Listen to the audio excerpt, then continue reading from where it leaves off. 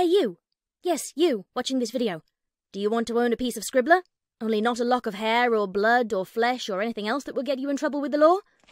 Well, now you can, with t-shirts, hoodies, tote bags and mugs featuring Obab Scribbler at her Teespring store. You know you want to. I shall now stop talking in third person and send you on to the video. Be lovely to each other and enjoy the show!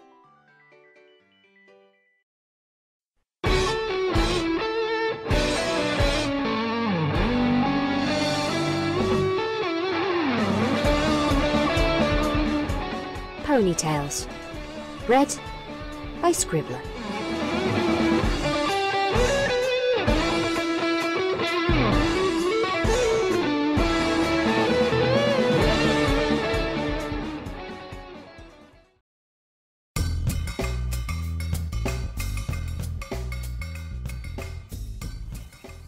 Scootaloo was having a fine Saturday morning.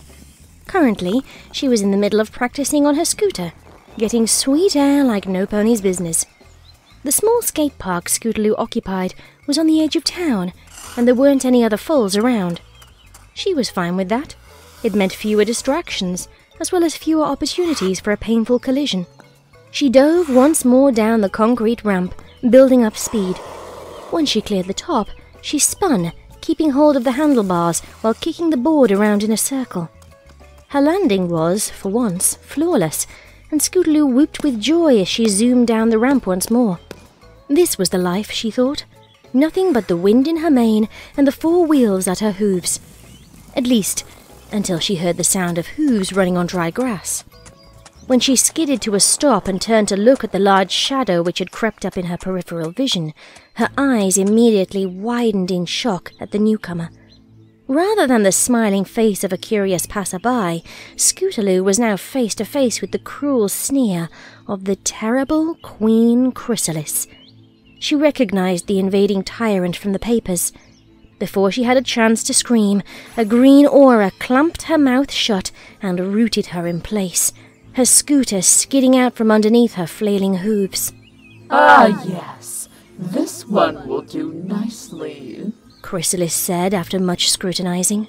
Surely that starlight glimmer will not suspect that this feeble example of her species is actually out for her hide.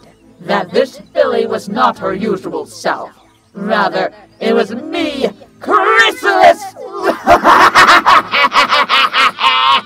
She then paused from her musing to laugh gleefully at her own brilliance. Moreover, it should be easy recharging my love reserves through pity. Continuing to cackle madly, Chrysalis stepped closer to Scootaloo, the filly shaking in fear as Chrysalis's razor-sharp horn neared. Her slitted eyes narrowed as she switched the spell she was casting to her trademark mind control spell, which worked on even the most stalwart of ponies, guaranteed or your money back trademark. But as the spell penetrated into Scootaloo's mind, her body responded with a reflex long since dormant, one that she had been conditioned to exhibit in years long past as her last line of defense against any and all manner of mortal peril. She flapped her wings, lifted her head, and cried out, "Caw!" Chrysalis stared in confusion at the odd display. When her spell finished its job without further ceremony, leaving Scootaloo as a stationary husk, she shrugged. That was weird. Oh well, time to throw this pony in a ditch somewhere a ways off. I got sweet vengeance to wreak. She only got 3 steps before everything went to Tartarus. Suddenly, out of nowhere, a mass of angry chickens appeared.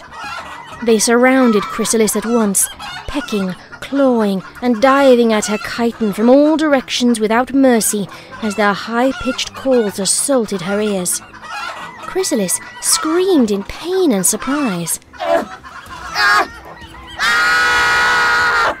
First, she tried galloping away from the feathery horde, but when that didn't work, she began flinging them off herself one by one with her hooves and magic. However, that effort proved fruitless as well. No!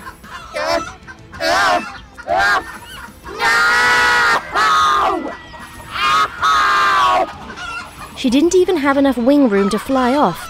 Each of her desperate flaps was intercepted by a clucking menace. "Confound these wretched fowl!" she exclaimed. "For every one I fleet away, a dozen more vex me!" This was indeed a true statement. No matter how many she blasted away, Chrysalis was constantly surrounded by the sea of beaks and talons. Soon, cracks began to appear all across her body from the unending onslaught of raging poultry. Her energy, too, was ebbing fast. Chrysalis tilted her head to the heavens as best she could, given that she was covered in writhing chickens. "Is this how it all ends?" she asked. "The mighty Queen Chrysalis, having escaped the fall of her kingdom, only to be felled by the most pathetic of farm animals?" Fate had no reply, except to send even more chickens. They were plucking at her face now.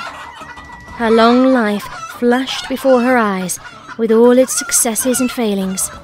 After all the centuries she had endured, she never suspected it would end this way.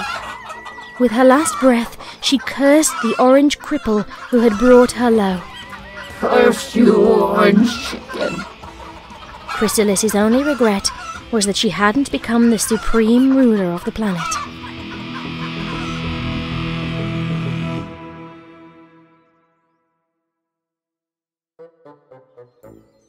Ow. Ugh. When Scootaloo awoke, it was with a terrible headache. She rubbed her forehead and winced. What happened? Did I crash into Derpy again? The voice who replied was not the one she had expected. "No, Scootaloo. You ran into Queen Chrysalis," said Twilight Sparkle.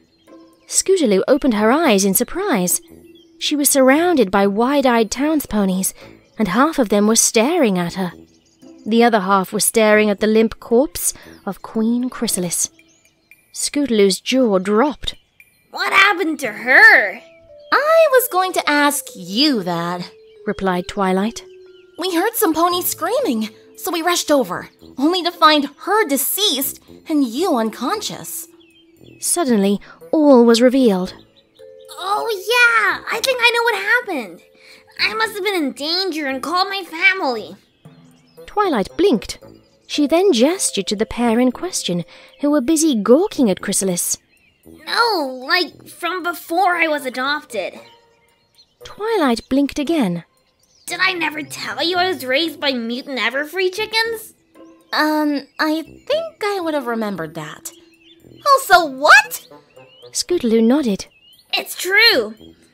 I guess it just didn't come up in conversation. It took a minute for that to sink in.